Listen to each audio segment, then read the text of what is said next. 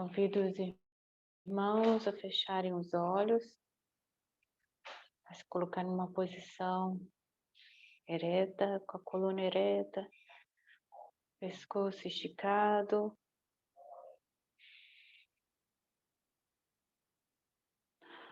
Vamos aproveitar esse momento de silêncio.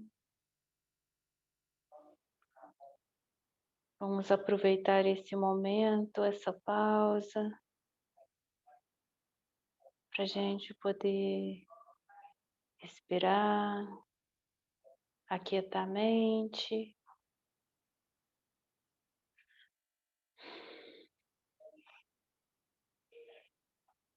A gente investiga no nosso corpo algum ponto de tensão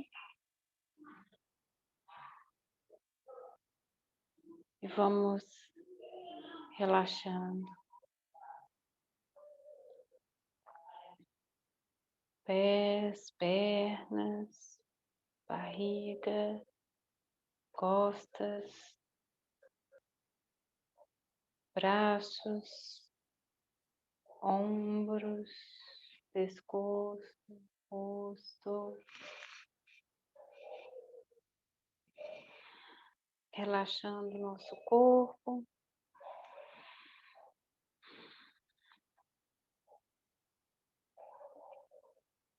Estando totalmente presente aqui e agora, neste momento.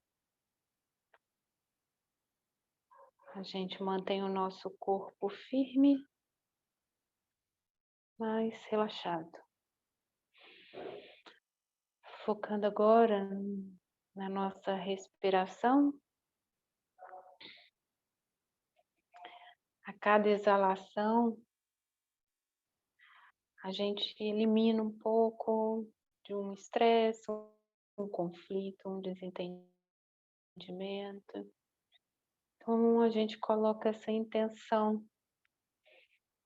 A cada exalação, a gente coloca para fora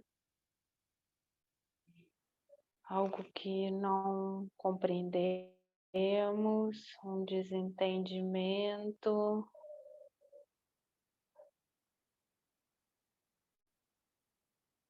alguma dúvida, um conflito, um constrangimento. E assim, a cada inspiração, a gente sente mais paz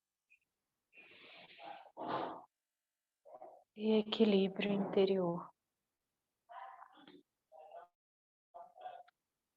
Focando agora um ponto entre as nossas sobrancelhas. A gente visualiza uma chama dourada e juntos podemos entoar um mantra Om 3 vezes. E para o mantra a gente toma uma profunda respiração. Om.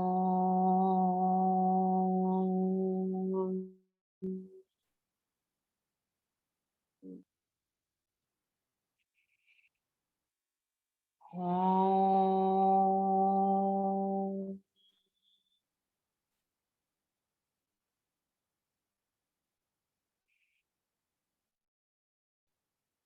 Om.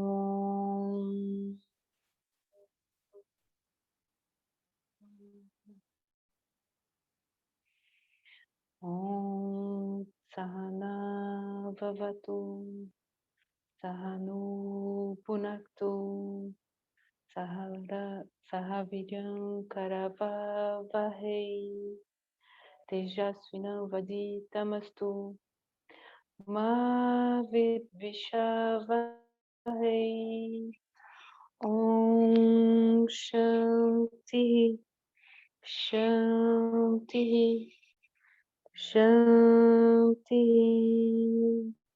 Hari Om. Podemos esfregar as mãos antes de abrir os olhos. Colocar as mãos sobre os olhos, aquecidas, para trazer esse conforto. E assim a gente abre as mãos, a gente abre os olhos, desculpa, as mãos. E vamos distanciando no nosso tempo.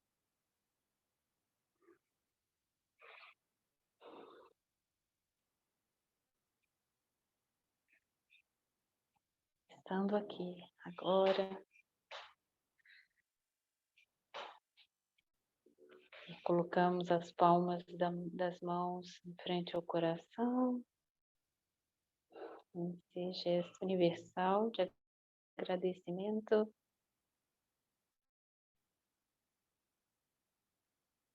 Agradecidos por mais esse dia, esse encontro, essa oportunidade de estudo.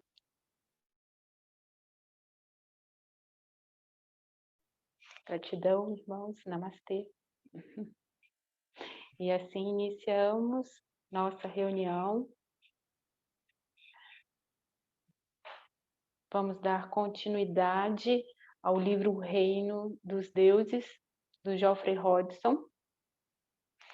Hoje a gente vai iniciar a introdução.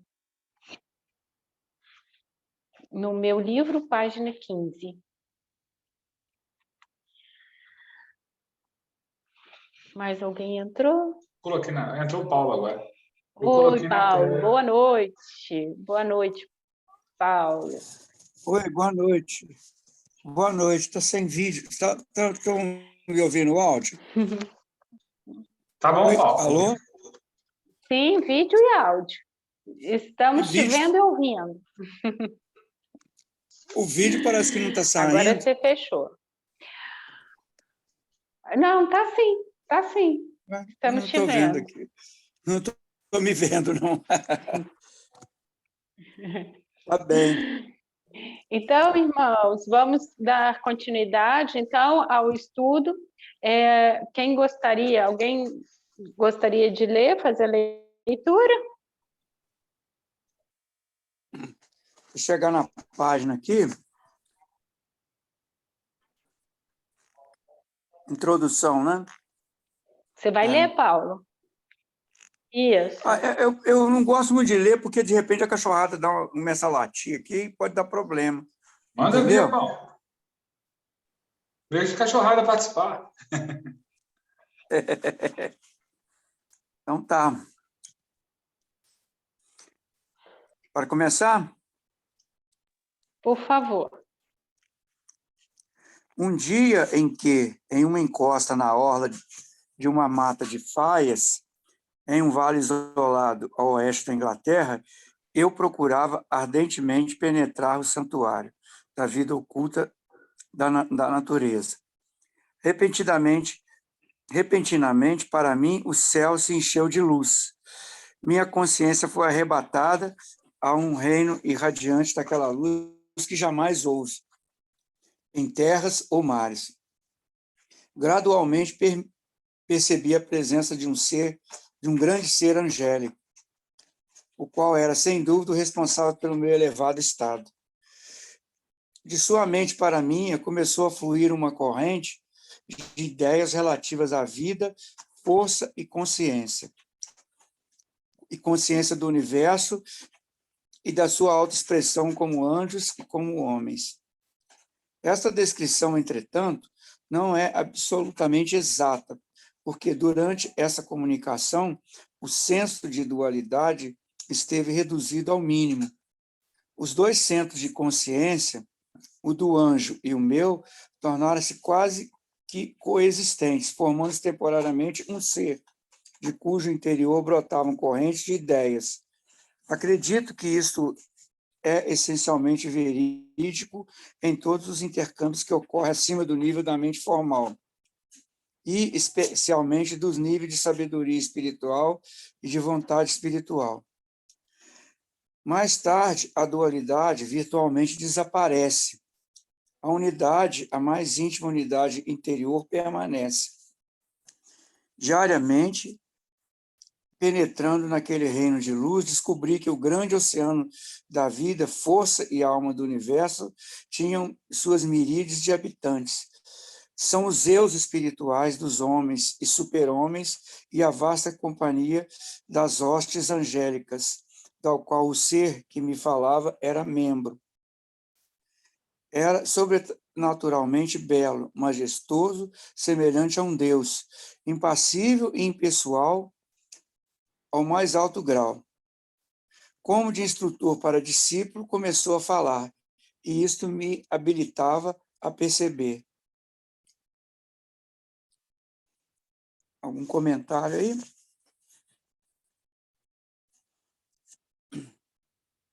Emprega-se o gênero masculino apenas por conveniência, por serem assexuais tais inteligências, embora de polaridade dual, variando nas diferentes ordens e preponderância de um ou outro sexo. Ô, Paulo, não sei se o meu está diferente aqui, mas engoliu umas frases aí.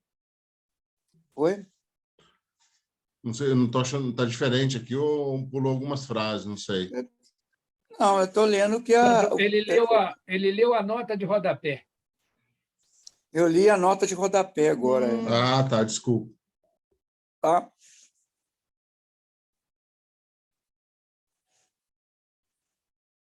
Então tá, né? Vamos começar aquela... Como de instrutor para discípulo, começou a falar, e isso me habilitava a perceber gradualmente em crescente clareza das hostes angélicas, suas ordens e graus. Falou-me da comunhão delas com os homens da antiga Grécia, Egito e país do Oriente, do seu lugar na natureza como ministros do Altíssimo e daquele grande alvorecer da criação, quando, metaforicamente, como as estrelas matutinas cantavam em uníssono e com os filhos de Deus gritavam de alegria. Falou do processo criador como uma composição e execução de uma sinfonia celestial, do Logos como numa sinfonia celestial, do Logos como musicista divino e do seu universo como uma manifestação da harmonia celestial. Falou dos grandes deuses que assimilam os poderosos acordes criativos em sua potência primordial e os retransmitem através de todas as suas ordens, desde os mais elevados mundos espirituais até o reino dos perenes arquétipos, as grandes formas sonoras sobre as quais e pelas quais o universo físico é modelado. Daí disse, a música do verbo criador passa para os mundos inferiores, onde hostes menores a ecoam e recuam formativamente, construindo destaque de todas as variadas formas da natureza. Desde que o grande artista do universo cria perpetuamente a sinfonia criadora que está sempre composta e executada, anjos e homens vivem entre harmonias celestiais, a música eterna das esferas. Tal, em parte, foi a visão que tive uma vez e que ainda vive em mim. Com ela veio o conhecimento de que, em sua existência real, os deuses que outrora estiveram tão próximos do homem, outros não foram senão as hostes angélicas, que, através de todas as grandes obscuridades raciais, têm estado sempre perto, embora desapercebidas, e de que se aproxima o tempo em que, novamente, os superiores poderes e seres criadores, as leis pelas quais o cosmos emerge do caos e o lugar da humanidade no vasto processo da manifestação divina, se tornarão evidentes à humanidade. Para esse dia foi anunciado o homem bem pode preparar-se. Aqui ocorre um problema diminui não sei porquê, uma página fica muito pequena. A lealdade precisa ser banida. Quer que eu termine de ler? A fealdade. É engraçado que fica pequenininho pra caramba, não sei por causa de quê, eu posso ler aqui. A lealdade precisa ser banida, a guerra... Fealdade. Oi? A fealdade, né? Oi? Termina de Isso, ler para mim, por favor, termina. Raquel. A fealdade precisa ser banida, a guerra precisa ser proscrita, a fraternidade precisa reinar, a beleza precisa ser entronizada nos corações dos homens e revelada através das vidas humanas. Então, há uma humanidade unida numa fraternidade, os deuses elevados revelarão sua graça imortal e prestarão seu auxílio na construção de um novo mundo, em que todos os homens possam receber e servir o Supremo como beleza e como verdade. 1952, Geoffrey Rosa. Eu acho que, na verdade, aí ele quer dizer que é a evolução natural do ser humano, do humano comum, né, para um estágio superior em que novas virtudes irão aparecer, né? Irão brotar da humanidade e já todos se aproximando desses deuses, né? Que, na verdade, são... Eu fiquei meio confuso aí. Esses deuses seriam os próprios anjos, né? Né? Como é que vocês pensam isso aí?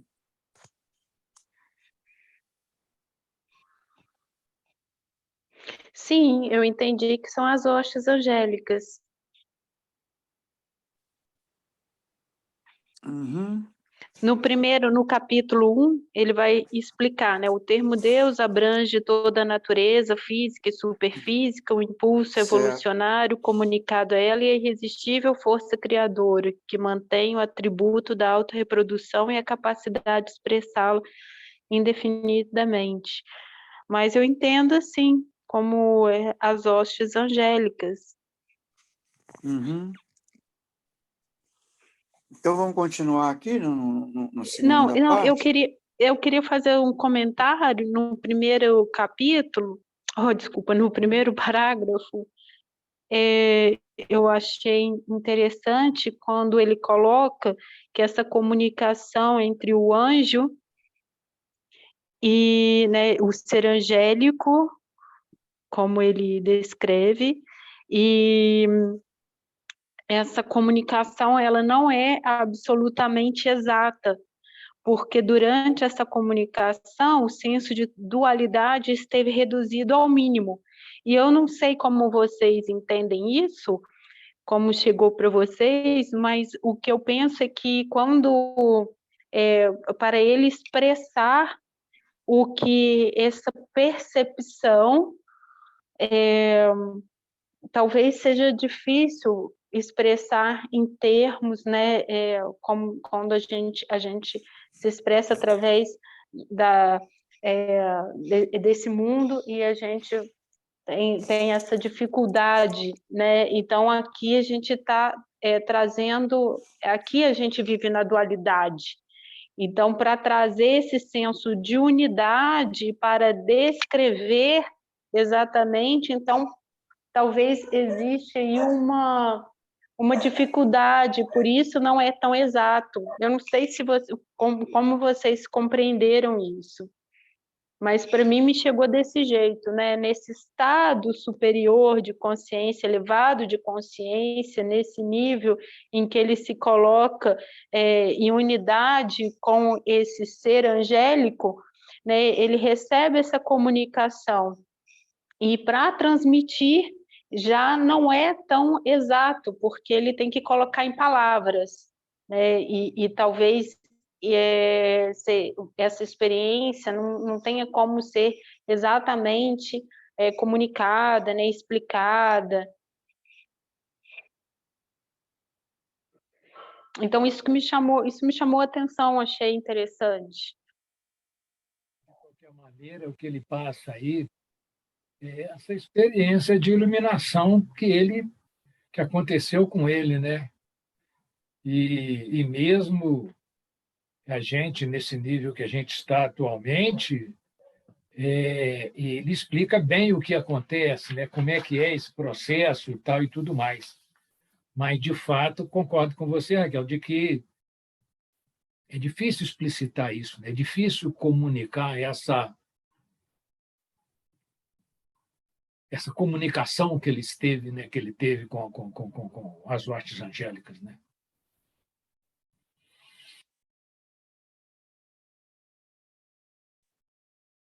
Pessoal, eu queria só destacar assim, nesse último parágrafo que o Paulo e a Raquel leram, mais ou menos no meio do parágrafo ali, e de que se aproxima o tempo em que novamente os superiores poderes e seres criadores, as leis pelas quais o cosmos emerge do caos e o lugar da humanidade no vasto processo de manifestação divina se tornarão evidentes à humanidade. Então, isso resume todo o nosso trabalho aqui de estudo, esse autotrabalho, esse trabalho de elevação da consciência, né? E como ele relata aqui nessa pequena introdução, que ele conseguiu ver isso, ele conseguiu acessar isso, né? Esses seres angélicos, essa conversa com grandes seres, no sentido que ele é um discípulo aceito, né? E conseguiu expandir a sua consciência para compreender isso, né? Então, seria o nosso principal trabalho como teólogos, como estudantes de teosofia, de querermos conhecermos o nosso interior, que aí sim, o nosso interior modificado, a consciência expandida, entra em contato com essas coisas mais sutis e elevadas, né? Então, resume imensamente todo o nosso trabalho como teósofo, de trabalharmos principalmente a nós mesmos, né? No sentido que temos livros para adquirir conhecimento, mas chegará a hora de sentimento, desenvolvermos nosso sentimento, para que possamos, a cada instante, no dia a dia, na cidade que a gente mora ou qualquer outro local, sentirmos aquilo ali, o coração sentir, não só a mente, mas o coração sentir, a intuição entrar em ação e a gente perceber. Bem interessante, eu achei legal. Obrigado. Quando ele diz aí nesse texto, nessa parte que o Xan chamou a atenção, que se aproxima o tempo, para nós acho que fica meio complicado, porque nosso tempo é muito finito, né? A gente mede o tempo nos minutos, nas horas, nos dias, nos meses, nos anos, e não dá para a gente perceber mais concretamente, né, que esse tempo que se aproxima pode ser alguns milhares de anos, né? O que nós temos que fazer é buscar nos aperfeiçoar e procurar chegar, né, o mais próximo possível dessa, como é que eu falo, dessa proximidade com esses seres superiores, né?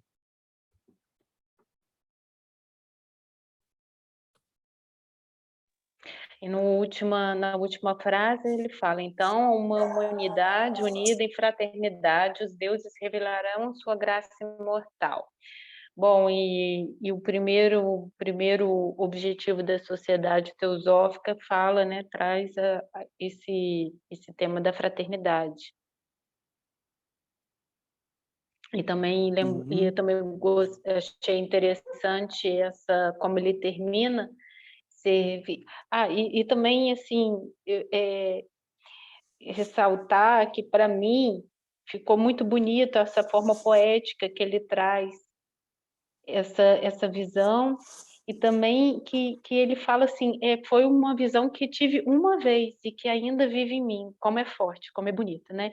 Então, isso que eu estou entendendo, que me veio aqui, é que ele está expressando a partir dessa experiência que ele teve. Bom, e aí, para encerrar minha fala aqui, né, a última frase, ele fala em que todos os homens possam perceber e servir o Supremo como beleza e como verdade. E eu estava lendo um capítulo do Generajadasa, Fundamentos de Teosofia, em que ele fala sobre esse aspecto da beleza e como a importância da beleza nas nossas vidas da beleza na natureza, e como a beleza, né, ela vem refletir, vem transmitir esse aspecto divino e sagrado, e que esse contato com essa beleza, né, nos aproxima disso do que é o real, e que a gente deveria se aproximar, pensar mais, admirar, e não como exatamente a natureza como lei, mas também percebê-la na sua riqueza, na sua beleza. Esse parágrafo aí, me lembra muito aqui o julgamento, já é algo bem mais, é um estágio bem mais evoluído. O julgamento, que é o arcano 20, onde você tem uns anjos, né? Algumas representações são mais anjos, aqui no caso que eu estou olhando aqui é um só, mas esse julgamento é tipo um momento em que as pessoas vão se julgar, ser capazes de se julgar, e elas mesmas, pela estágio de perfeição que ela já está chegando, e ouvir as trombetas. Tem várias interpretações aqui. Deus irá tirar a imperfeição humana. Então, o que resta irá ser fortalecido e melhorado, pois, após a ressurreição, um homem se torna mais forte e mais jovem do que era neste mundo.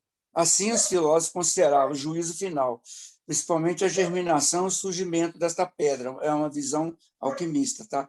Porém, nesse dia, a alma dos abençoados irá se unir aos corpos anteriores através da mediação do Espírito para a glória eterna.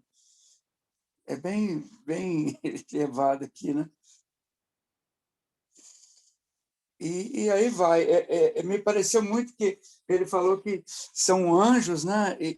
Essa união, a humanidade vai ser capaz de ouvir essas trombetas dos anjos. Os anjos seriam essas trombetas, exatamente o momento em que os anjos, os deuses, estão falando com a humanidade, que a humanidade possa ouvir, tenha a capacidade de ouvir o que eles... Hoje, nós, ainda nesse estágio, talvez a gente não tenha a capacidade de ouvir o que eles falam. Muitos não têm a capacidade de nem de entender o que Deus mesmo propõe, né? Há uma série de interpretações, mas nós não estamos ainda no estágio para discernimento, para ouvir. Ouvir, que eu falo, é escutar, ouvir e escutar, né?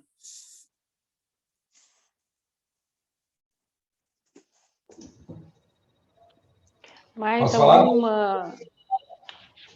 Oi? Posso falar? Claro, por favor.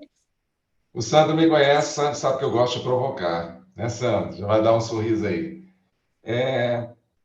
Eu acho que a gente tem que pensar para além da caixinha.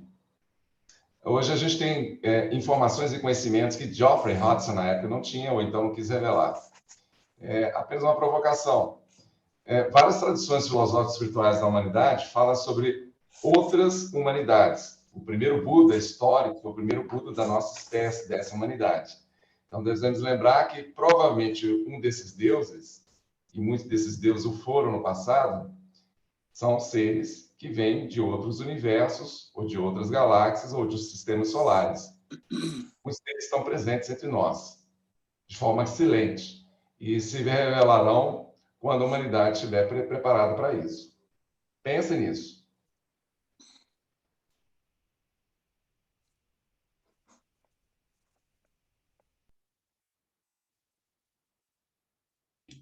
Então, a metodologia é para isso, né? De aproximar deles, né? Porque a gente vivendo nesse mundo cotidiano e mundo corriqueiro, a gente não sai disso, né? Seria uma ideia de como a minha consciência começa a entender isso e aproximar-se deles, né? É como se fosse a metodologia teosófica, no caso aqui nosso. A metodologia para isso, né? E a gente já entende aí que é perfeitamente viável isso. Legal. Oi, gente. Eu não consegui abrir. eu ver aqui. Abrir. O microfone está aberto. Ah, tá. Pelo que eu estou vendo, a lei do amor, né? Que traz o nosso aperfeiçoamento moral. É a partir daí que a gente vai, né, assimilar com o tempo, né?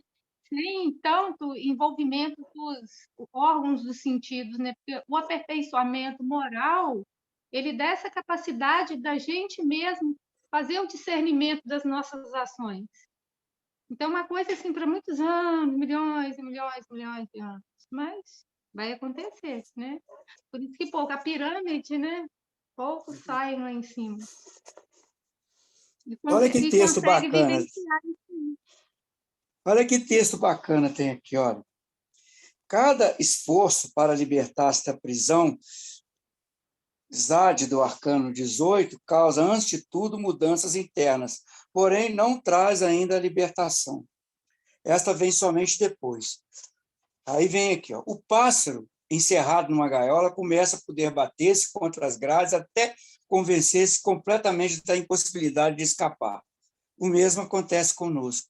Por muitas encarnações, procuramos o modo mais agradável de desempenhar o nosso papel na vida. Se algo não é como queríamos, esperamos um novo corpo, novas células, para perceber que, então, que esse novo corpo é uma prisão, semelhante à anterior.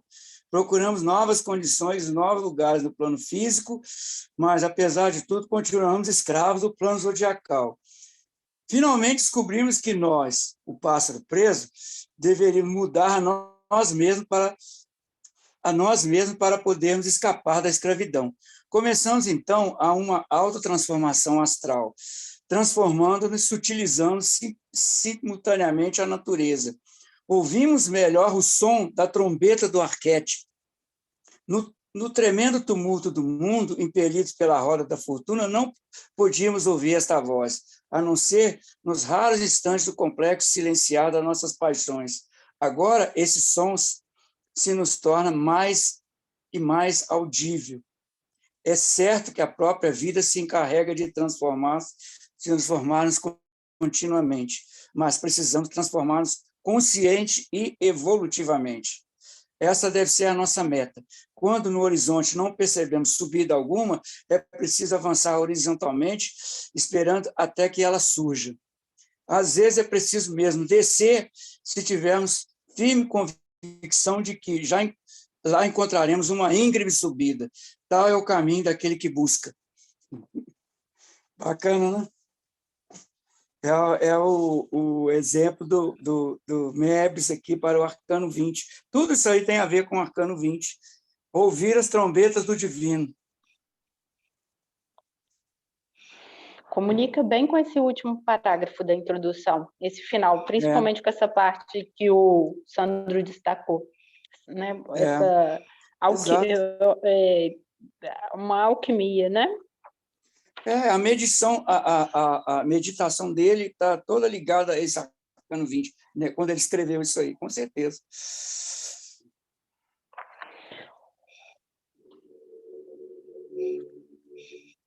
Mais algum comentário?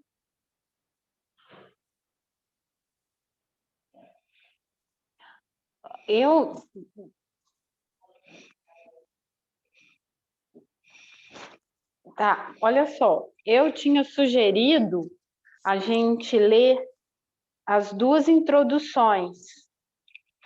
A introdução do livro e a introdução da parte 5, sobre as ilustrações. Eu não sei, né, se vocês leram, se vocês... o que vocês acham, mas para mim faria sentido porque a gente vai entender um pouco mais sobre essa estrutura do livro, um pouco mais sobre esse contexto. Vamos ler agora. Ok. Vamos seguir, então, na introdução. No meu livro está na página 147. 147. Deixa eu ver no livro novo aqui, tá? O Paulo, no PDF está diferente, tá? No PDF fala isso. O Luciano, qual que é a página? 236. 236, quem está no PDF. No livro novo. Alguém gostaria de ler? Eu posso ler. Obrigada, Sandra. Bom, já que o Ives levantou a mão, passar a palavra para você, para dar uma tônica diferente aí. Tá, desculpa, é porque aqui no celular, gente, eu não consigo ver. Você queria falar, Ives? Pode ler aí. Tá, beleza, obrigado. Parte 5, ilustrações. Introdução. A quinta parte desse livro consiste das admiráveis pinturas da senhorita Quayle e de minhas observações sobre elas. Como as fez segundo minhas descrições, ela é somente responsável por sua execução, não por sua composição, cor ou forma. A reprodução exata da aparência dos deuses é, de fato, impossível por meio da tinta aplicada a uma superfície plana. Luz ou fogo colorido movem-se em 3 dimensões, seria necessário para produzir o efeito de intenso brilho, transparência, delicadeza e há características de constante movimento das formas radiantes e auras brilhantes dos deuses. A despeito do cuidado especial e reiterada observação, é quase impossível a exatidão da descrição desses seres para alguém de minha limitada faculdade de clarividência. As mudanças contínuas nas cores em sua disposição, na direção do fluxo das forças áuricas e nos variados modelos produzidos, tornam imensamente dificultosa a exatidão. Pelo menos 2 condições diferentes das auras dos deuses são discerníveis, uma da expansão e outra da contração. Na expansão, a atenção é voltada para a vida e a mente divinas na natureza. A aura é, então, grandemente expandida da forma central e, frequentemente, também de trás, em radiações tridimensionais, em forma de asas. Nessa fase, as forças componentes fluem em sua plena intensidade, o que produz um intenso brilho em toda a aura e um deslumbrante brilho nos vários centros ou rodas de força. Na contração, a atenção do Deus é dirigida para a fonte de toda vida e força. A aura torna-se, então, relativamente parada e muito reduzida em tamanho, com exceção das irradiações acima da cabeça, que podem aumentar tanto em dimensão quanto em brilho. Prossigo? Eu tive dificuldade para entender essa parte da expansão e contração. Estou tentando compreender, se alguém quiser explicar.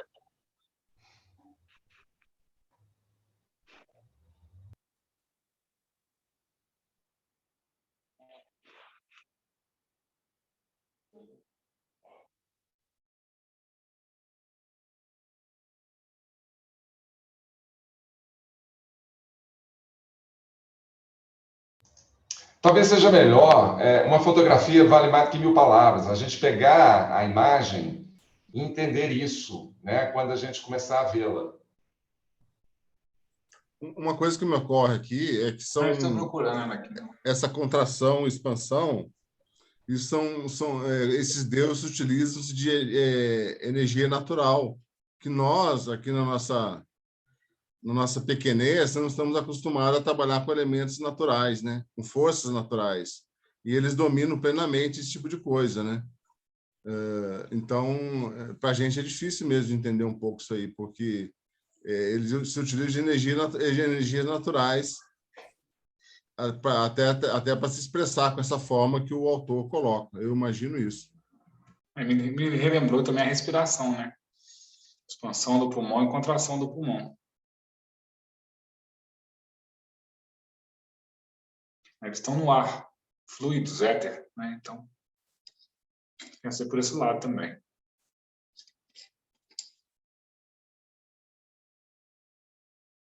Eu procurei as pinturas aqui no livro, aqui não localizei. Você achou, Raquel? Estou com um livro novo aqui. Elas ficam no final do livro após essa, Não, mas essa aqui ele está ilustração. falando Logo essas duas fases continua aí. aí. Não, mas aí, deixa eu ver aqui, ó. Exemplos dessas duas fases estão nas inclusas pinturas correspondentes. Ah, tá. Aí Então, eu eu não achei que sei o espírito exatamente natural do qual que é. mar. Em que página está isso, Raquel? Não, no livro novo está no 215. Olha, Vê se dá para ver por ele aí. tá, Mas, assim, não, mas o Maurício está com PDF, 237, a parte que a gente está lendo. então, eu não consegui ver. O Silvio do Mar. Aí depois ele vai trazer outro Silvio do Mar. Depois uma salamandra, o Silvio da Montanha. Parece como se fosse uma asa, mas assim...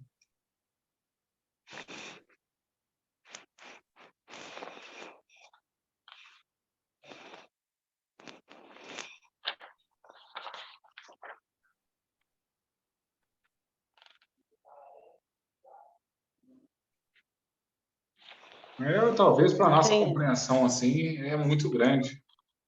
Na verdade, o que você está querendo dizer é que explicitamente ele não diz aqui qual que é a pintura, né? Na verdade, eu acho que a gente pode entender como todas elas, né, sendo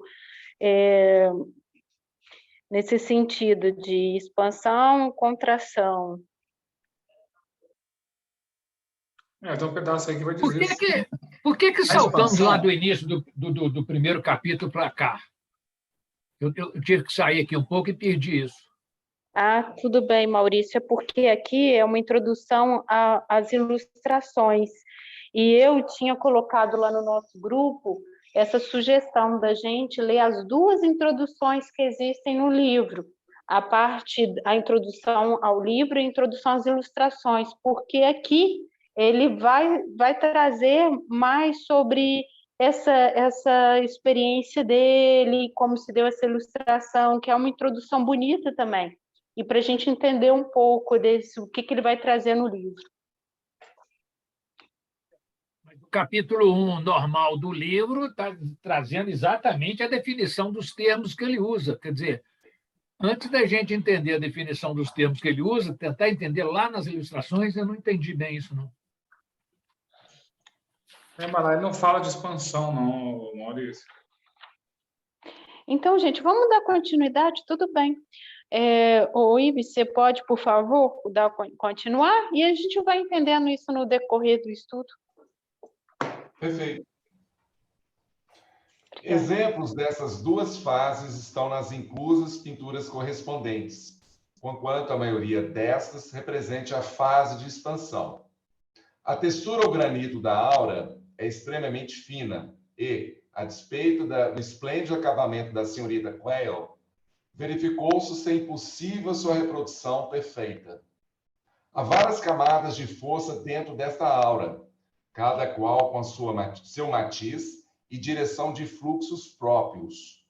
O efeito geral é o de entrelaçada seda achamalotada, brilhantemente colorida, tridimensional, composta mais de forças fluentes do que de substância e em constante movimento ondulante. Através deste, em muitos casos do interior para o exterior, estão continuamente relampagueando correntes de energia radiante, frequentemente brancas e de ofuscante brilho. A direção do fluxo dessas correntes áuricas é geralmente para cima e para fora dos centros de força no meio da cabeça, no supercílio, garganta e região do plexo solar. Contornando a forma, também é uma tênue radiação, usualmente de cor branca ou dourada. A cabeça está quase sempre coroada de forças em forma de chamas, fluindo para cima, que dão aos deuses mais altamente evoluídos uma aparência de régio esplendor. Na maioria, as energias universais de que os deuses são agentes diretores descem de cima da cabeça e fluem através da aura, aumentando grandemente suas qualidades e brilho elétricos. Outras energias parecem surgir diretamente dentro do corpo e chakras, como que procedentes de dimensões mais elevadas. Como já foi dito no começo, parece uma das funções dos deuses transformar, no sentido elétrico, essas forças por meio da resistência oferecida por seus corpos e pela passagem através de seus centros de força. Dois dos resultados produzidos por este processo são a transmissão de força espiritualizadora para as substâncias dos planos inferiores da natureza, até o plano físico, e o prosseguimento de grandes correntes de energia reduzida para uso dos anjos e dos espíritos da natureza, em suas várias tarefas nesses planos. A própria matéria torna-se, então, gradual e crescentemente mais carregada de espírito, e assim, mais maleável e responsiva à consciência, e as formas da natureza progressivamente se aproximam cada vez mais do ideal arquetípico. Segundo a filosofia oculta, os mundos ou planos superfísicos, que são as moradas dos deuses, consistem de matéria de crescente rarefação de substância, indo desde o éter mais fino até a condição mais rarefeita e mais espiritualizada. São em número de 6, e cada um deles tem seus próprios habitantes, humanos e angélicos. Em termos de percepção humana, estes planos podem ser chamados o emocional, o mental, o intuicional e o da vontade espiritual. Acima desses 4, mas no presente, muito além do alcance da percepção humana normal, há outros 2 que serão penetrados por vindouras raças humanas, mais altamente desenvolvidas que as nossas. Algum comentário?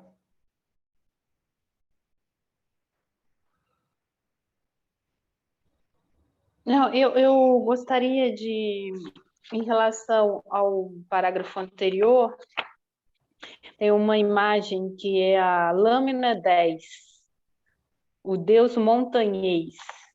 Acho que bom, essa imagem é linda. Eu não sei se o Luciano consegue colocar aí na tela. É a lâmina 10. E aí, aqui, na hora que o Ives estava lendo, eu fui lembrando dessa lâmina. A cabeça está sempre coroada de forças em forma de chamas fluindo para cima, que dão aos deuses mais altamente evoluídos uma aparência de régio esplendor. As energias... Aí, peraí. Onde fala aqui do plexo solar? Fala aqui de onde sai... aqui, ó, direção do fluxo. Você chegou na 10? Então aí tá 9, vai. É essa daí, olha que linda. Nossa, é essa daí, 9 mesmo. Não, é a 9. Vai, essa daí, é 10. Desculpa. Qual que você quer, 10 ou 9? Essa é 10. Essa é 10. Essa é a 10. Vai na 10. Desce aí. Olha que coisa linda. Essa é a 11. A direção do fluxo. A 9 seria essa. Qual que você quer, 9 ou 10? A 10. O nome é 10, um deus montanhês. Este. Aí está assim, a direção do fluxo dessas correntes áuricas é geralmente para cima e para fora do centro de força, no meio da cabeça, no supercílio, na garganta e na região do plexo solar. Quando o Ives estava lendo, eu me lembrei dessa lâmina, dessa imagem. Eu, na minha ignorância, achava que era o Geoffrey Hodgson mesmo, né, que tinha pintado. Então, assim, para mim foi uma descoberta, né, ele ter, na verdade,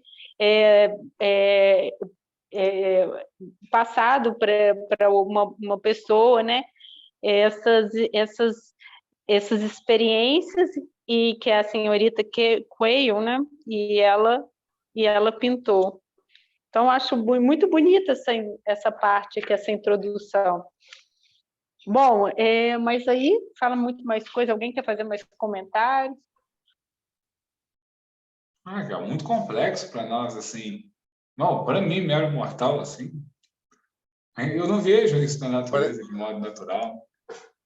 Mas essa parte última que o Ives leu já explicou, eu achei bem interessante, já explicou as nossas dúvidas iniciais um pouco, né? Começou a explicar. Eu acredito que eles sabem usar essas energias da natureza, né? Eles têm esse poder da natureza e conseguem usar isso. Aí formam esses corpos. Eu imagino que seja isso.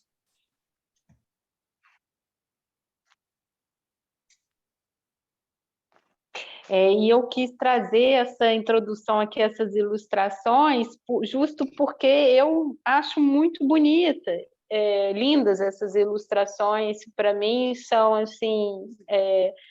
eu tinha no meu celular como capa essa... Peraí, não... O Milagre do Nascimento, Mãe do Mundo. Eu tinha, na verdade, o Milagre... A Mãe do Mundo, no meu celular. Essa, Raquel?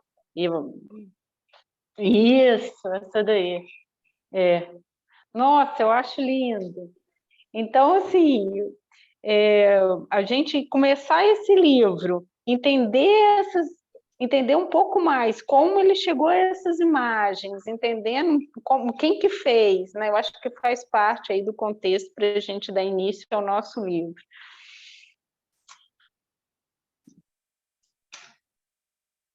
Eu estou sempre olhando o final do livro, né? Eu fico assim, eu sou muito visual, então eu vou lendo o livro e vou lá no final, fico vendo essas imagens.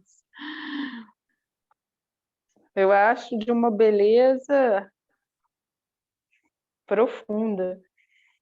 Bom, alguém quer fazer mais um comentário? A gente vai continuar.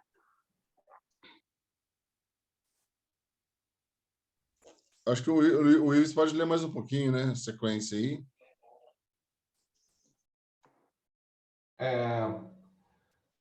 Eu gostaria que você lesse agora, ou outra pessoa, para poder trocar um pouco, né?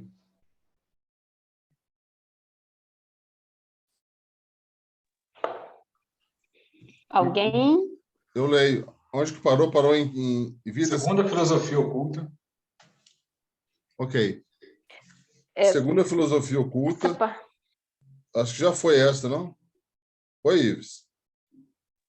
Já foi, Sandro, mas se você quiser ler de novo... Os planos da natureza. Ok. Isso, começa por aí. Os planos da natureza, 7 ao todo, se incluir o físico, a cada um consistindo de 7 subplanos, interpenetram-se um no outro. Cada plano mais sutil também se estendendo muito mais além da superfície da Terra do que os abaixo dele em termos de densidade. São de duas ordens, chamadas os mundos da forma e os sem forma. Os mundos da forma, em uma classificação, consiste do físico, emocional e dos 4 subplanos inferiores do plano mental.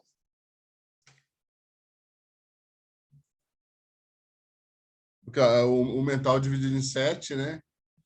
E teria mais 3 planos do abstrato, mental abstrato, né? São assim chamados 3 subplanos, aliás, do mental.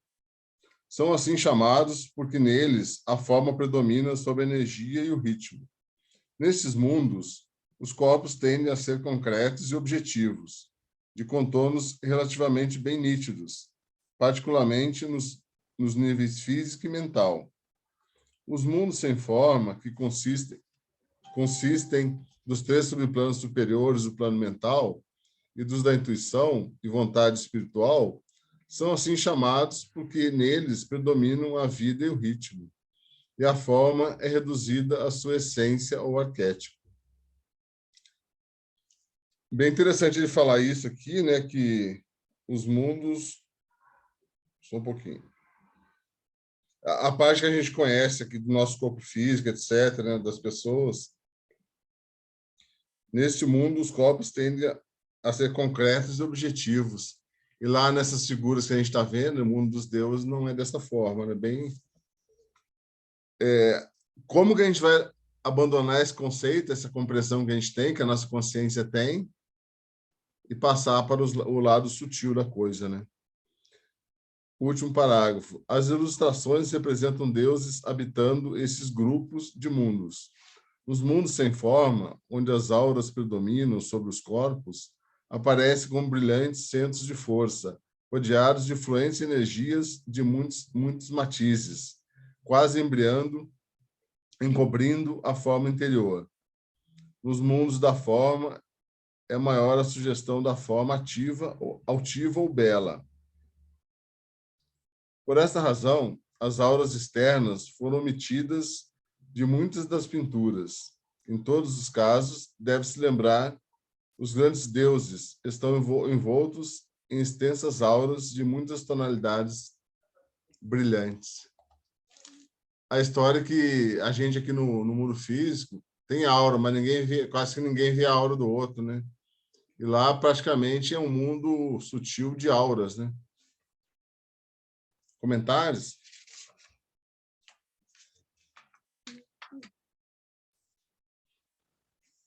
Gostaria de fazer um comentário. Ok. Luciana. Então, segundo os estudos que a gente faz, assim, tanto no espiritismo, né, que é muito próximo dos estudos teosóficos, a gente não pode deixar de considerar mais um plano, né? A gente vive ele ainda, enquanto a gente tem que voltar ainda para aperfeiçoar, ele ainda é um mundo de forma física, né? Até a gente aperfeiçoar. Sabe aquela imagem? Tem uma imagem de Cristo muito famosa que tem esses espectros. Vocês já viram? Como? Aquela imagem do Sagrado Coração de Jesus, que sai aquelas luzes do coração. Isso, e é do plexo solar. É do coração mesmo, eu acho que é do cardíaco que sai, não? Essa imagem é maravilhosa. E, assim, segundo os estudos, né, até que a gente se eleve mesmo, esse plano que a gente fica durante algum tempo, ele é físico ainda. Então, você permanece nele com corpo físico ainda, com formas rudes. Essa aí, mas tem uma que tem um espectro bem maior, sabe? Até se utilizar, né? Então, assim, são reinos que a gente vai passando, né? Até chegar no estágio mais superior. Eu acho essas imagens maravilhosas, gente. Mas tem uma que o espectro é bem maior.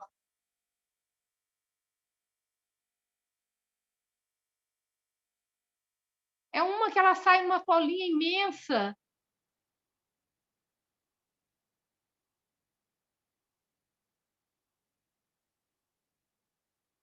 Eu vou tirar foto e vou trazer para vocês, que eu vejo, toda vez que eu vejo, eu lembro dos nossos estudos.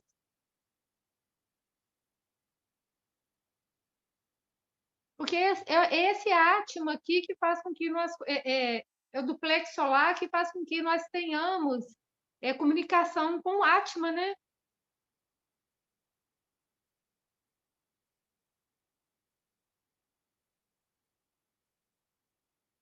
Explica aí para nós, Sandro.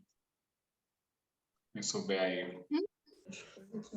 Eu não vi isso aí no manual, não. Sem duplex, não. O que comunica com o átma? O corpo físico com o átma? São os chakras, Lu. Esse aqui é onde a gente... Imunidade, as pessoas acham aqui, mas esse aqui é o do coração. Então, Lu, para a gente ter uma consciência átmica, que é lá em cima, um nível bem elevado, que é o nível espiritual, verdadeiro espírito, depende desse processo de expansão de consciência, né? A gente pode ter esse átma em nós mesmos, mas ele é pouco desenvolvido, quase nada desenvolvido. Eu imagino dessa forma. À medida do momento que a gente consegue subir para os planos superiores, mental abstrato, búdico, e depois chegar no átmico, uma consciência átmica, a gente já está num elevado grau de evolução, né? Como esses grandes seres, Aí não vai ter mais corpo físico. Exatamente, essas fotos aqui não tem corpo físico. Essas fotos aqui não tem. É como se fosse a aura desenvolvida em alto grau, né? É uma sutileza, uma não forma. Uma não forma é uma forma energética, praticamente. Eu tendo ter uma visão diferente de vocês. Eu prefiro uma visão que rompa essa dicotomia espírito-corpo. E aí eu vou evocar o Sutra do Coração da Sabedoria, que basicamente caracteriza o budismo Mahayana. Lá é falado que forma é vazio e vazio é forma. Sim.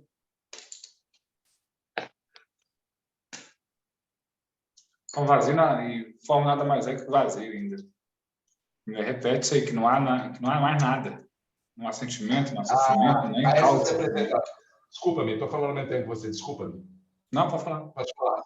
É isso mesmo. Não tem forma, não tem coração, não tem sentimento, nem extinção do sofrimento. Não existe o sofrimento, nem a extinção dela própria. O que o Tathagata quis dizer é o seguinte: não devemos nos apegar a essas representações, porque elas são descrições em determinado estágio ou nível de consciência de determinada pessoa, né? Que são meramente... o mapa não é o território. Então, é o cuidado que eu tenho com toda e qualquer interpretação ou esquema que se faz de realidades suprafísicas. A gente deve entender, mas não meramente entender com a mente, querer entender isso intelectualmente, né? Esse é o grave problema do estudante quanto ao início da trilha. E eu me considero como estudante início da senda. Então, mas assim, eu acho que a gente tem que pegar essa ideia, né? Pega a ideia, não fique muito atento ou preocupado nos detalhes, né? O que ele quer dizer é o seguinte: não existe consciência sem matéria, da mesma forma que não existe matéria sem consciência. A expressão da consciência mais elevada, ela pressupõe uma sutilidade, né?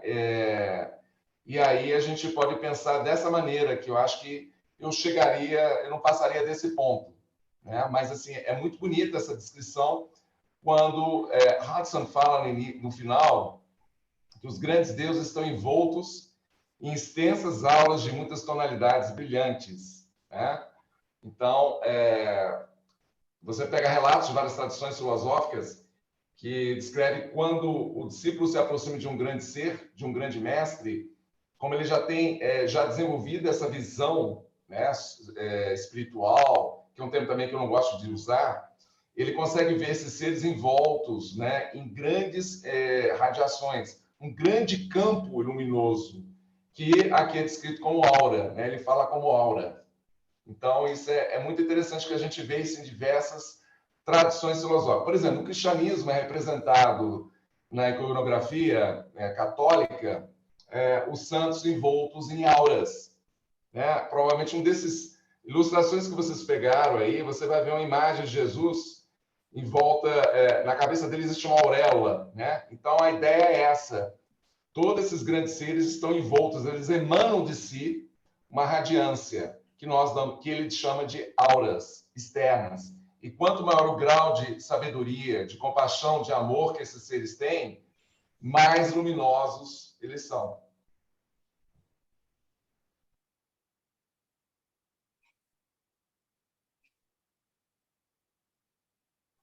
Oi, Ives. Isso. Então, eu sou muito curiosa, sabe? Eu gosto, assim, de pegar várias coisas, assim, até para...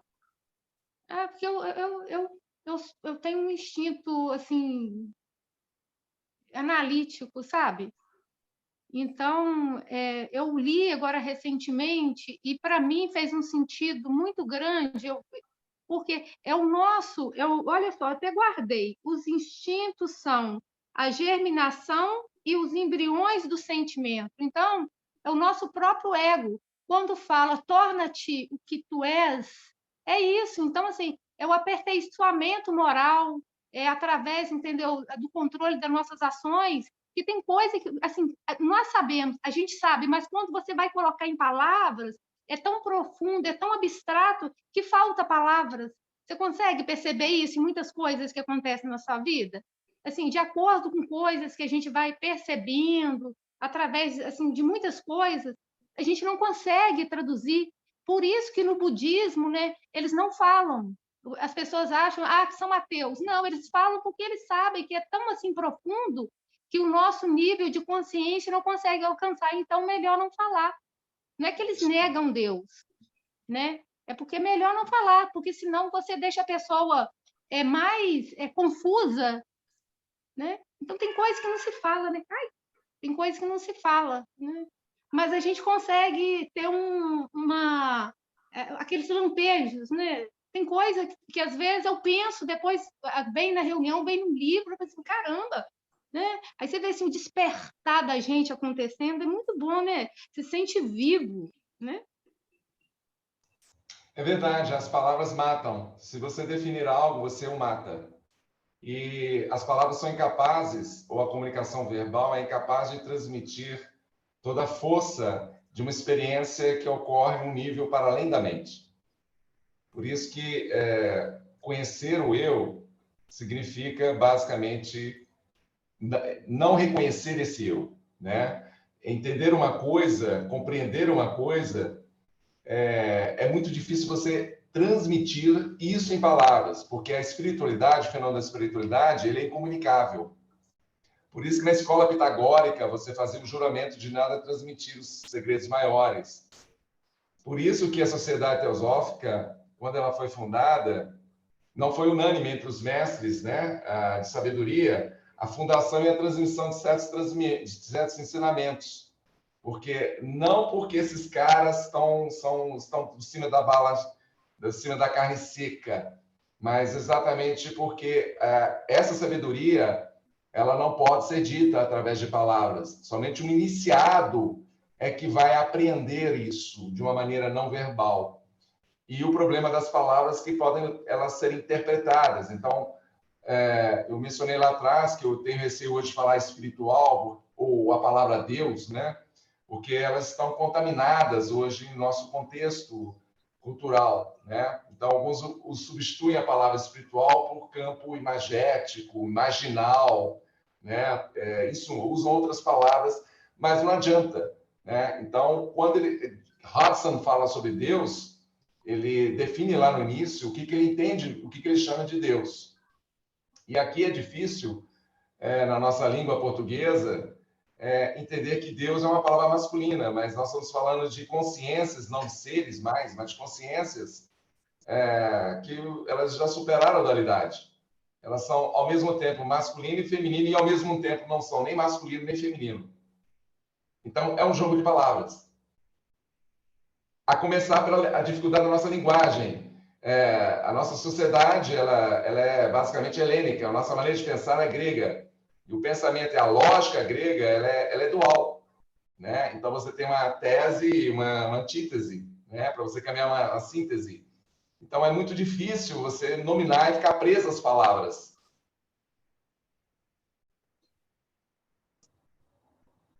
Daí, porque, num certo sentido, é inútil você evangelizar, você catequizar, você trazer para si, para a sua igreja, para a sua instituição, simpatizantes, né? Porque pode ser, e nesse ponto é uma perspectiva que eu quero dizer meramente krishnamurtiana, por favor, entendam. É importante sim a existência da sociedade teosófica, é importante sim a existência de igrejas. Eu quero dizer o seguinte, que o problema de certos sistemas, de certas teorias, que são janelas voltadas para uma realidade muito maior. E nós nos apegamos à janela. Volto a dizer, o mapa não é o território.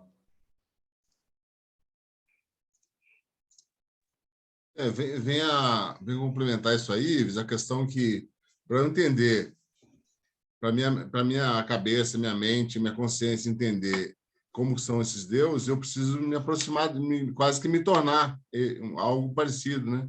E esse é o nosso desafio, né? Vir a ser algo que eu não tenho consciência hoje. É o único jeito de eu me aproximar, e na hora que eu estiver próximo ou estiver lá, eu vou entender o que é isso. e provavelmente ficaria em silêncio. Exatamente, é como o ideal. O ideal é algo que é uma estrela que orienta, que norteia o caminhar do discípulo, né? Quanto um passo que você dá em relação à atividade, que é um pensamento muito, do islamismo muito bonito, quando você dá um passo em relação a Allah, ele dá um passo em relação a você, né? Mas, assim, você sempre se aproxima daquilo. Então, serve para nos mover. Agora, mais importante é a caminhada que você faz. É isso que serve o ideal, para que a gente nos concite a ação. É aquela chama, aquela vela que queima, né? E a gente vai ver que o equívoco que há nos debates de o meu movimento é melhor que o seu, a minha religião é melhor que a sua, aí que a coisa, o bicho pega mesmo, né? Porque quem está entendendo, quem está buscando e está vendo, né? Ele não vai perder tempo com debates desse nível aí de quem que é melhor, qual que é o melhor, como funciona ou não funciona, né? A pessoa está começando a se envolver com aquilo, está vendo a coisa, a consciência sendo expandida. Então, ele está percebendo com o corpo que ele tem, né? Os corpos que ele tem, percebe a coisa. Não precisa ninguém falar, ninguém, né? Chega um estágio que não precisa ninguém instruir, ele conseguiu com aquele corpo começar a ver as coisas na real, né? Então, é por aí. É muita coisa pela frente. O não leva a nada, e é a diferença entre religião e espiritualidade. A espiritualidade é uma terra sem caminhos, é uma experiência intrínseca, interna, incomunicável, pessoal, única. Mas a gente não deve brigar por deuses, e os seres humanos brigam por deuses. Esquecem que a minha percepção da divindade que está dentro de mim, está em todo lugar, e ao mesmo tempo em lugar nenhum, é algo único. Aí vira o quê? Briga de torcidas de time de futebol, né? Ou de partidos políticos, que a gente está vendo aí por aí.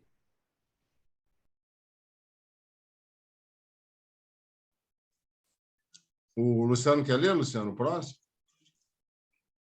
Leio. Mas Vamos ler a cara de novo.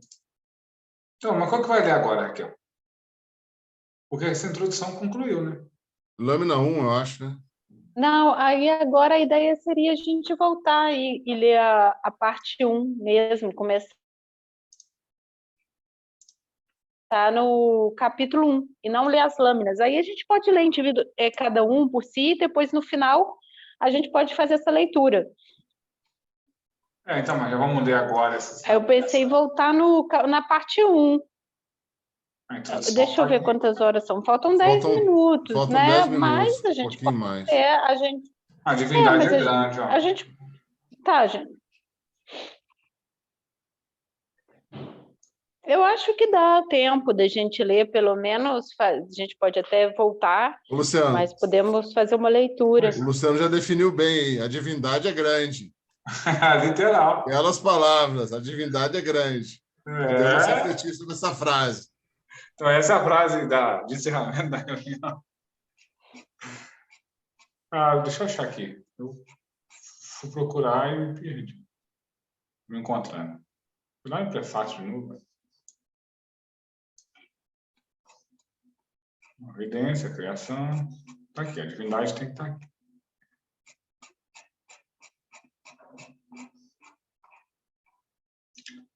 Capítulo 1, definição de termos. Como neste livro são empregadas, no sentido especial, certas palavras não familiares, e são apresentadas certas ideias, com as quais a maioria dos leitores ocidentais não está familiarizada. O primeiro capítulo consiste em uma definição de termos e breve exposição da base filosófica sobre a qual o livro se fundamenta, a divindade. O termo Deus abrange toda a natureza, física e superfísica. O impulso evolucionário comunicado a ela e a irresistível força criadora que mantém o atributo de autorreprodução e a capacidade de expressá-la indefinitivamente. Este conceito de divindade inclui as inteligências criadoras, os Elohims, que dirigem as manifestações e as operações de uma força criadora. O pensamento ou ideação divina de todo o cosmos, desde o seu início até o fim, e o som da voz criadora, pela qual esta ideação é impressa na matéria do cosmos, todos estes, com todos os germes e todos os seres, forças e leis, inclusive aquela lei originária da harmonia, constitui a totalidade da existência, e aqui esta obra é dada a título de Deus. Por favor, eu gostaria de fazer um comentário. Eu não sei se vocês prestaram atenção no que isso quer dizer. Eu vou repetir essa frase. Este conceito de divindade inclui as inteligências criadoras, os Elohim. Me ajuda quem é judeu, quem estuda hebraico, quem estuda sobretudo a Kabbalah. Elohim é um conceito, primeiramente, se a gente retrocede ao judaísmo, a gente vai ver, dependendo da tradição judaica, infelizmente, eu falo infelizmente, prevaleceu a tradição jeovita, que é aquela tradição em que proclama um único Deus, Yahvé, ou Jeová. Se a gente rebuscar na Bíblia judaica, a gente vai encontrar que a manifestação do universo é a obra dos Elohim, que foi traduzida equivocadamente como deuses. Na realidade, Elohim é uma palavra em hebraico que expressa uma consciência que não é nem masculina, nem feminina. É uma inteligência criadora. Então, a concepção de Deus colide exatamente com a percepção que você encontra na Bíblia hebraica, na Torá, em que eles tinham já a noção de que o universo é uma criação de forças criadoras ou inteligências criadoras que não são nem macho nem fêmea, e são várias. No entanto, prevaleceu a tradição jeovita, de adoração a uma única divindade tribal chamada Jeová. Vocês percebem as consequências disso para a nossa sociedade, para a nossa cultura? Exatamente. O Harari também fala disso, né? Que o correto seria ser politeístas. O Harari, Yuval Noah Harari, que eu citei, que é um israelense, gay, por sinal, um professor excepcional. Existe uma entrevista dele na Roda Viva, TV Cultura de São Paulo, que vocês podem buscar e ouvir. Ele fala em inglês tranquilo, não precisa nem ler legenda. Ele fala que o monoteísmo é uma das piores ideias da humanidade. Eu até complementaria, indo além dele, sendo bem ousado, que o teísmo é uma das piores ideias que a humanidade já teve. Então, essa necessidade, do ponto de vista psicanalítico, de um pai, de a criança que busca um pai, ou da visão, né, de uma divindade, você encontra nessa frase, que segundo Hudson, que o conceito de divindade inclui as inteligências criadoras, Elohim. Isso é muito interessante a gente prestar atenção em cada parágrafo que ele cita. Talvez a gente pudesse ficar assim, um dia estudando o parágrafo dele. Bom, Hudson é para Blavatsky o que um aluno de graduação é para um aluno de pós-doutorado em Cambridge, provavelmente. Então, se algum dia vocês se atreverem a estudar a doutrina secreta, talvez a gente gaste um ano para poder entender o que ela quis dizer num capítulo. Mas isso é muito interessante a gente prestar atenção, volto a dizer, cada palavra dessa que ele coloca em itálico é uma chave.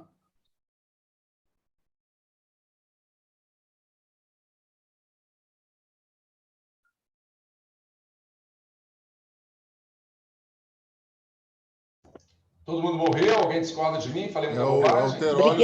Teróleo Zinger, né? Não. Não, adorei essa sua contribuição. Estou aqui refletindo, não tinha pensado nisso. Muito bonito. Ele até complementa, né? Ele continua o parágrafo dizendo o seguinte: se uma tão vasta síntese pode ser designada como um ser, então esse ser é tão complexo, tão oniabarcante, que ultrapassa a compreensão da mente humana e a possibilidade de restrição a qualquer forma simples. Por quê? A ideia de Deus inclui a lei eterna, o desejo eterno, a vida eterna e o pensamento eterno. Na manifestação, Deus é objetivamente ativo. Na imanifestação, Deus é quiescente. Atrás da atividade do repouso está aquilo que é eterno e imutável, o absoluto, o eu autoexistente. O agente criador. Peço desculpa novamente para interromper. Essa frase, ou essas duas frases, ou essas três frases, são maravilhosas. Eu vou repetir, na manifestação, Deus é objetivamente ativo. O que nós adoramos, chamamos como Deus, é o universo manifestado. Na imanifestação, Deus é quiescente, ou seja, ele está plácido, ele está calmo. Uma reprodução utilizada muito na tradição hindu é como se o imanifesto fosse um lago, uma superfície de água completamente parada, que reflita algo que está atrás disso. E o que está atrás da atividade de repouso, alguns na tradição hindu é chamado de nit, né? Aquilo, não há termo, não há qualificativo para aquilo que está por trás do manifesto. Na tradição de Vanta, a Vedanta de Vanta, ele chama de Parabrahman, né? Na própria religião hindu, egípcia, Nut era exatamente essa divindade manifesta, que se manifesta de forma trina, através de Ísis, Osíris e Horus, né? Então, assim, esse texto, essas duas frases, ele remete a uma descrição, uma metafísica extremamente profunda do que vem a ser o universo manifestado, ou que a gente adora como Deus, que é basicamente uma ideação, uma manifestação de algo maior, e cujo esse algo maior, atrás de si, está algo que é manifesto, que ele representa através de uma alegoria, uma imagem linda, de algo como quiescente, algo extremamente calmo, parado, tranquilo, né? Como o ventre de uma mãe, e que por trás dessa atividade do repouso, os manvantras, pralais, manifestações, destruições do universo, sístoles de ástoles do coração, né? Está aquilo que não pode ser conhecido, que é inominável, que é eterno, imutável, né? Essa é uma ideia básica do Vedanta Advaita, que é o absoluto, o eu autoexistente.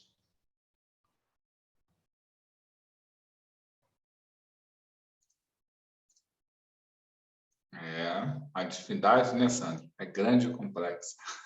Ô, Luciano, expliquei para nós. A divindade é grande. É isso aí. É isso aí. Mas eu vejo que uma coisa vai resumir isso daí no encerramento. Eu vou fazer o encerramento aí hoje, o coordenador, se eu puder. É o silêncio, né, gente? Talvez, assim, nesses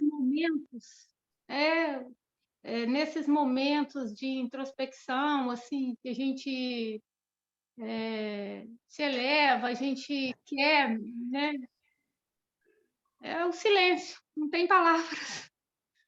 Você falou exato aí, Luciano. Não entendi nem da forma. É como diz Blavatsky, né? A voz do silêncio mesmo.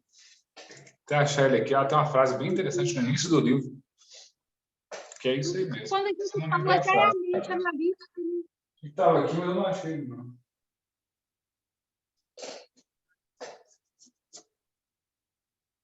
por mais que a gente tente explicar assim com termos, de repente que para a gente seja especial, que a gente esteja com o coração assim transbordando, é o silêncio mesmo, porque se você fala já é a mente analítica, né? Eu estou entendendo dessa forma, sabe? Porque são coisas que a gente percebe e é inexplicável. Não sei, para mim está traduzindo dessa forma. É impossível traduzir o que você sente em palavras. É impossível traduzir verdades as quais a mente concreta, a mente humana não pode abarcar através de palavras. Por isso que verdadeiros sábios nada disseram. Siddhartha Gautama nada escreveu. Pitágoras Nada, não permitiu que nada fosse escrito. Confúcio foi obrigado a deixar um livro.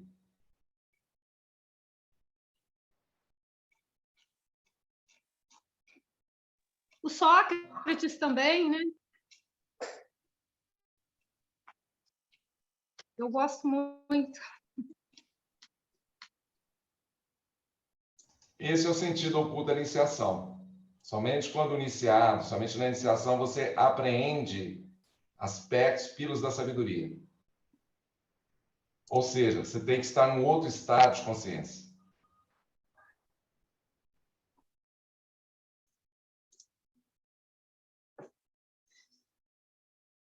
Mas como o Sandrão muito bem falou, isso não derroga o nosso esforço, essa tentativa de, através de analogias, de livros como esse, da gente começar a captar isso, de começar a entender. O livro aponta uma direção, é um mapa. O que a gente tem que fazer através disso, e com mais algum conhecimento, a gente começar a fazer conexões sinápticas. E aí, entra em reflexão, em contemplação, Satori.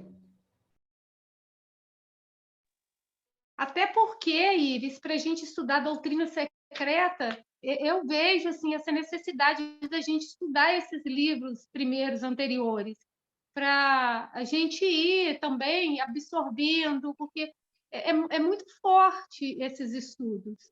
Eles trazem mudança profunda no nosso dia a dia, nas nossas ações, e assim, é muita energia que a gente ganha. Eu vejo por mim mesma, sabe?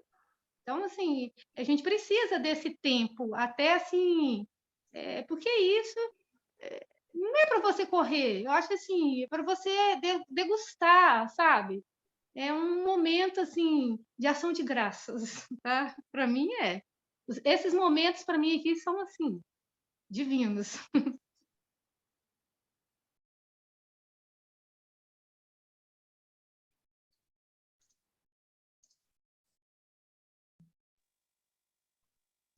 Vamos encerrar, Raquel? Mais algum comentário? A gente ficou, então, a gente encerrou na página 17. Então, a gente dá continuidade semana que vem, iniciando na página 18. Acho que faltou a última frase, né Luciano? Eu vejo que ela vai começar última frase do parágrafo, para encerrar. Só leu um parágrafo.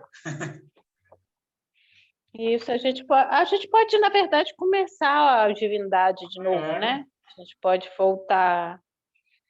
Exatamente, acho podemos começar a divindade. Seria interessante. Isso. Então, vamos... As frases do Luciano estão inspiradas hoje, né? A divindade é grande, podemos começar a nossa divindade, vai embora, vai por aí. E ele vai encerrar aí. Mais algum comentário, pessoal? Você vai encerrar, a palavra para o Luciano? Luciano. Vou encerrar. O mantra da unidade clássica. Ó vida oculta, que vibras em cada átomo. Ó luz oculta, que brilhas em cada criatura. Ó amor oculto, que tudo abranges na unidade. Saiba, todo aquele que se sente uno contigo, que ele é, por isso mesmo, uno com todos os outros. Eu acho que o mantra da unidade resume nosso estudo de hoje. Muito bem. Namastê, irmãos.